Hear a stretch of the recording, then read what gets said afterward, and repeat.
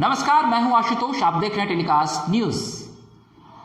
सच कहते हैं राजनीतिक जानकार और पॉलिटिकल एनालिस्ट्स कि नीतीश कुमार राजनीति के चाणक्य कहे जाते हैं। जी हां, बिहार के मुख्यमंत्री नीतीश कुमार ने एक बार फिर यह साबित कर दिया है कि वो राजनीति के चाणक्य हैं।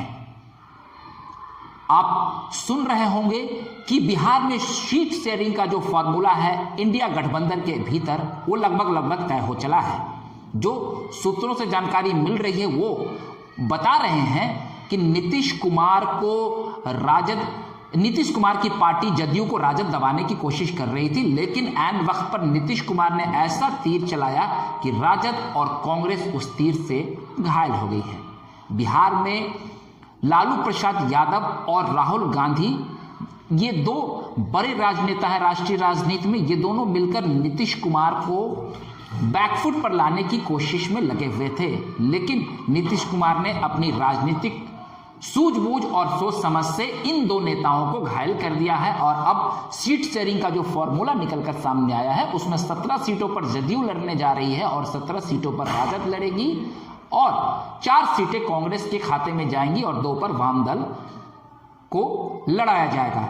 अब आप एक बात समझ लीजिए कि आखिर हाल के दिनों में जो ये रस्साकसी चल रही थी उसको लेकर बिहार में काफी जो है राजनीतिक चर्चाएं जोरों पर हो गई थी। ये भी चर्चाएं चल रही थी कि कहीं नीतीश कुमार की पार्टी जो है वो फिर से बिहार की जो मौजूदा महागठबंधन है या इंडिया अलायंस आप कह लीजिए, उससे नाता तोड़ लेगी और एनडीए के साथ चली जाएगी।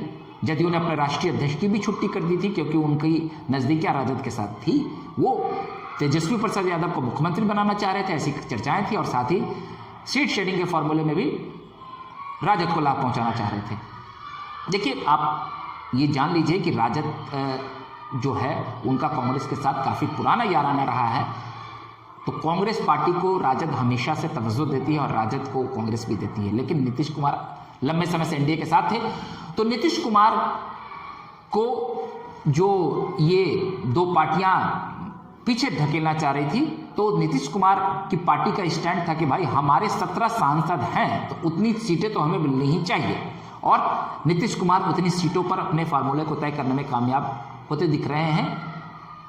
आपको याद होगा कि तेजस्वी प्रसाद यादव नीतीश कुमार के घर पहुंचे हैं और 2 दिन पूर्व, और उन्होंने इस पूरे मसले पर बातचीत की है।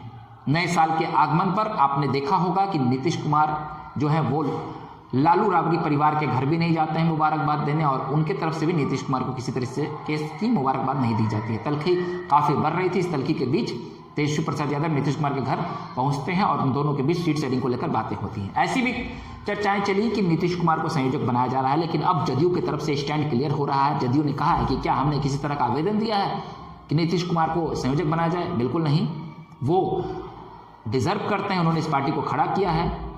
संयोजक बनाना कोई बहुत बड़ी बात नहीं होती है, वो तो प्रधानमंत्री के उम्मीदवार हैं। जदयू के भवन निर्माण मंत्री अशोक चौधरी भी कुछ ऐसी ही मंशा जाहिर कर रहे हैं। उनका भी कहना है कि नीतीश कुमार को एक प्रधानमंत्री पद के उम्मीदवार के लिए सबसे योग्य व्यक्ति हैं। वहीं संजय झा भी ये कह रहे हैं, केसी त्यागी भी कह रहे हैं।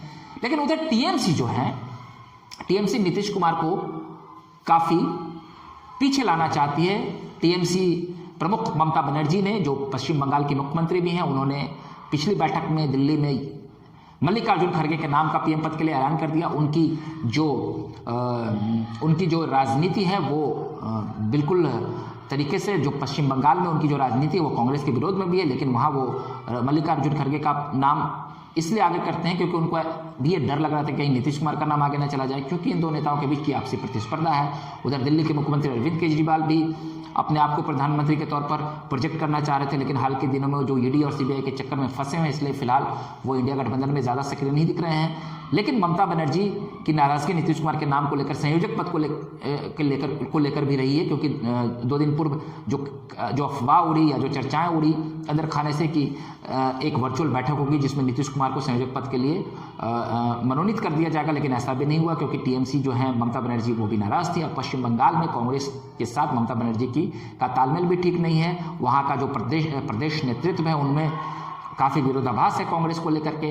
और आप देख सकते हैं कि नीतीश कुमार की पार्टी भी अब ये खुले तौर पर ऐलान कर रही है कि हमें प्रधानमंत्री का पद दिया जाए, हमारे नेता नीतीश कुमार सबसे योग्य व्यक्ति हैं। और जितने भी राजनीतिक जानकार हैं उनका भी ये कहना है कि देखिए नीतीश कुमार एक ऐसे नेता हैं जो भाजपा को चुनावी मैदान में एक बड़ी चुनौती दे सकते हैं। बहरहाल इस सारे प्रकरण के बीच बिहार की राजनीति अभी भी काफी ज्यादा गर्म है और इन सब के बीच में जो नीतीश कुमार है वो राजनीतिक लड़ाई में अभी सबसे ज्यादा चर्चाओं में है और वो राजद और कांग्रेस तरीके की पार्टी को काफी चुनौती दे रहे हैं। लेकिन ये बात होता है कि इंडिया गठबंधन के बीच जिस तरीके से राजद और जदयू के नेता आजकल जुबानी जंग में एक दूसरे पर हमलावर हैं, इस सब के बीच एक बात होता है कि ऑल इज वेल वाली स्थिति नहीं चल रही है। इंडिया गठबंधन के बीच अभी कई तरह के पेच फंसे हुए हैं।